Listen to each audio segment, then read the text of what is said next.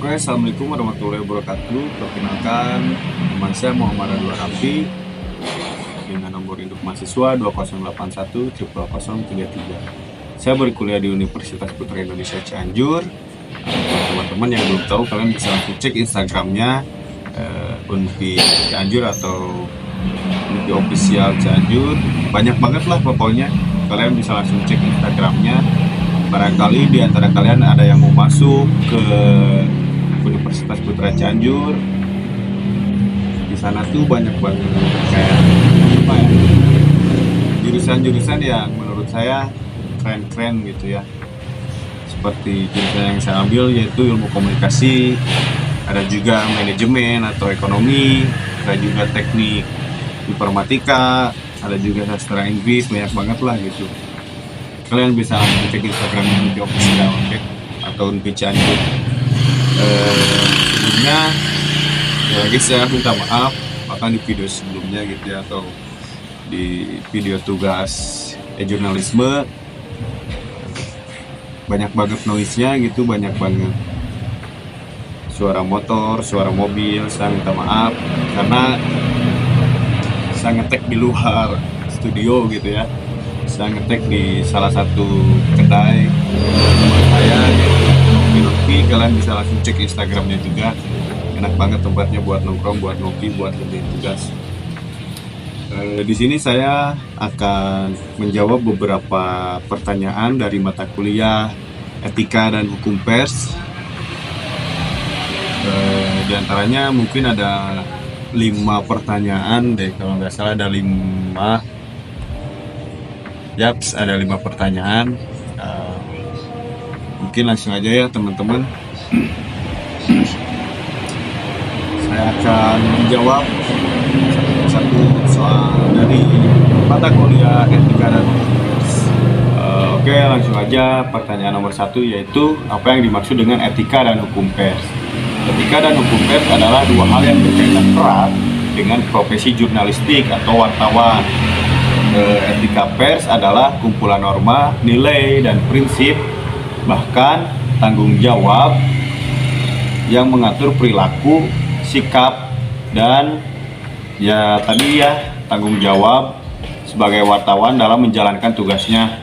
Etika pers bersumber dari kesadaran moral wartawan tersebut, kehormatan profesi, dan tanggung jawab sosial wartawan.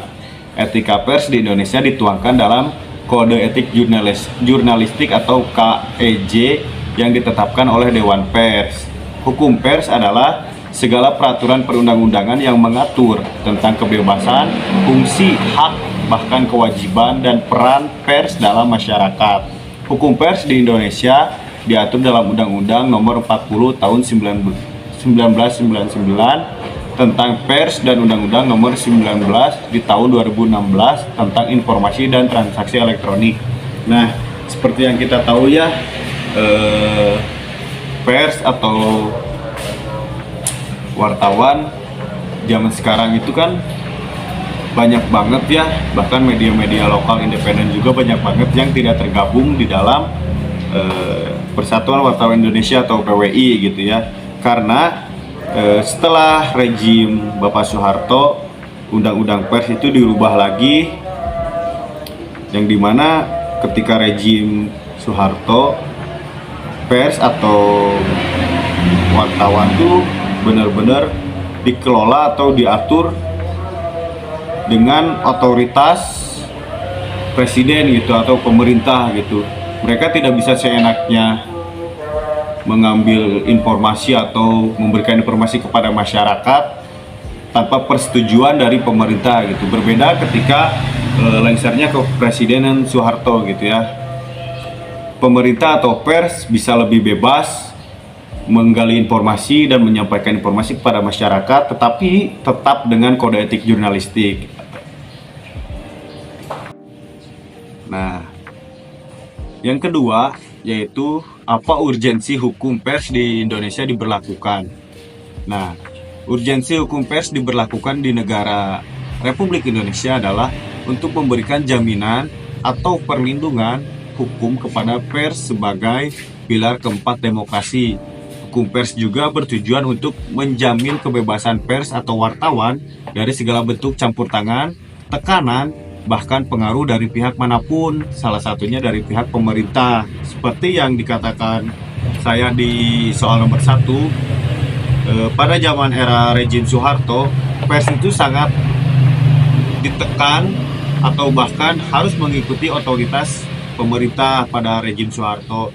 Berbeda dengan sekarang gitu ya, wartawan atau pers bisa dengan bebas, bukan dengan bebas ya, maksudnya dikasih kebebasan, tentunya dengan kode etik jurnalistik dan dinaungi oleh undang-undang yang berlaku gitu.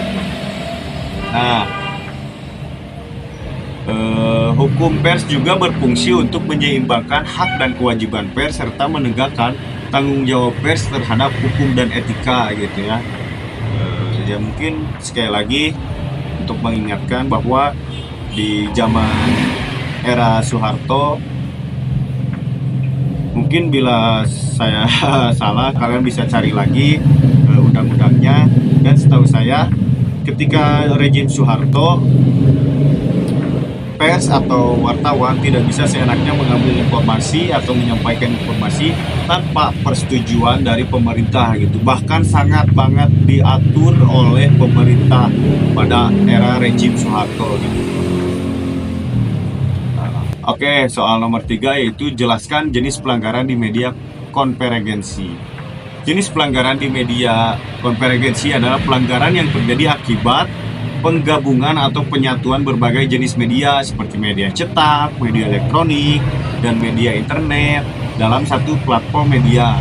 Pelanggaran di media konvergensi dapat berupa pelanggaran terhadap ketentuan UU, Undang-Undang Pers atau UU Pers, bahkan UU ITE, dan juga kode etik jurnalistik maupun peraturan yang lainnya atau maupun peraturan lain yang berlaku.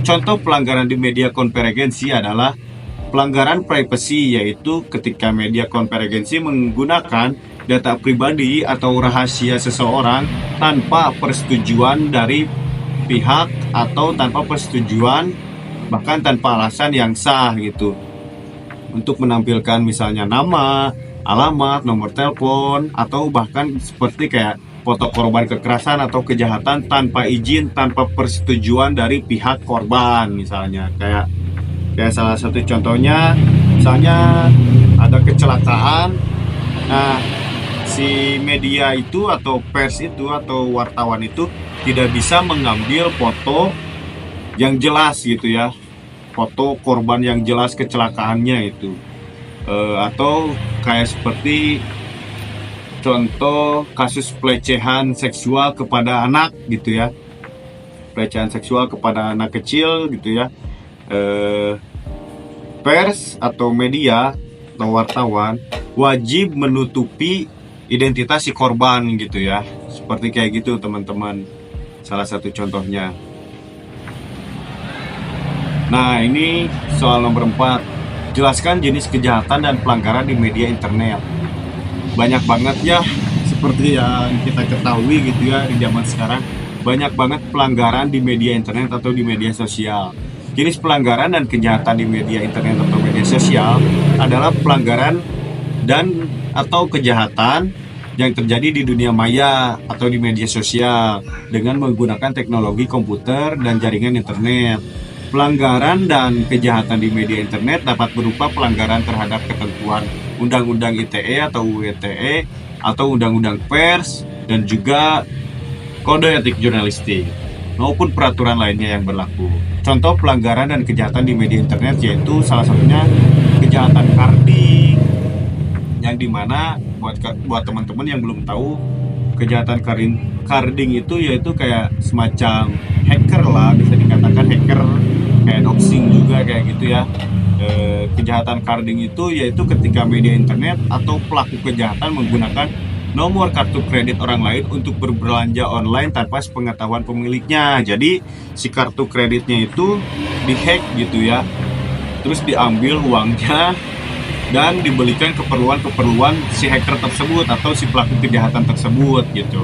Dan juga kasus kedua yaitu yang sering terjadi gitu ya, yaitu ujaran kebencian terhadap seseorang atau terhadap siapapun itu. Nah, itu adalah salah satu pelanggaran atau jenis kejahatan di media sosial atau di media internet di era digital, bisa dikatakan gitu ya. Karena banyak banget contoh-contoh kejahatan di media sosial gitu ya, selain hacker tadi, selain ujaran kebencian tadi, banyak banget lah gitu ya. Entah hate speech juga mungkin bisa dikatakan ya, hate speech sih masuknya kepada ujaran kebencian gitu ya. Oke, mungkin itu beberapa contoh dari pelanggaran atau kejahatan di media internet atau media sosial. Nah, oke, teman-teman, ini adalah soal terakhir dari mata kuliah Etika dan Hukum Pers, yaitu nomor 5 ya. Bagaimana penegakan hukum yang dapat dilakukan di media massa? Penegakan hukum yang dapat dilakukan di media massa adalah upaya untuk menjamin bahwa media massa mematuhi ketentuan peraturan perundang-undangan yang berlaku dan bertanggung jawab atas pelanggaran atau kejahatan yang dilakukannya. Nah, penegakan hukum di dalam media massa dapat dilakukan penegakan hukum di dalam media massa dapat dilakukan oleh beberapa pihak, antara lain polisi, mungkin ketika si korbannya melapor ke polisi tentang misalnya pelanggaran UU ITE, atau bahkan Dewan Pers juga bisa mengambil alih, atau bukan mengambil alih ya, bisa menegakkan keadilan gitu ketika misalnya ada pelanggaran yang menyudutkan atau merugikan masyarakat gitu ya. Seperti itu teman-teman, atau bahkan merugikan si persnya sendiri gitu, atau wartawannya sendiri gitu.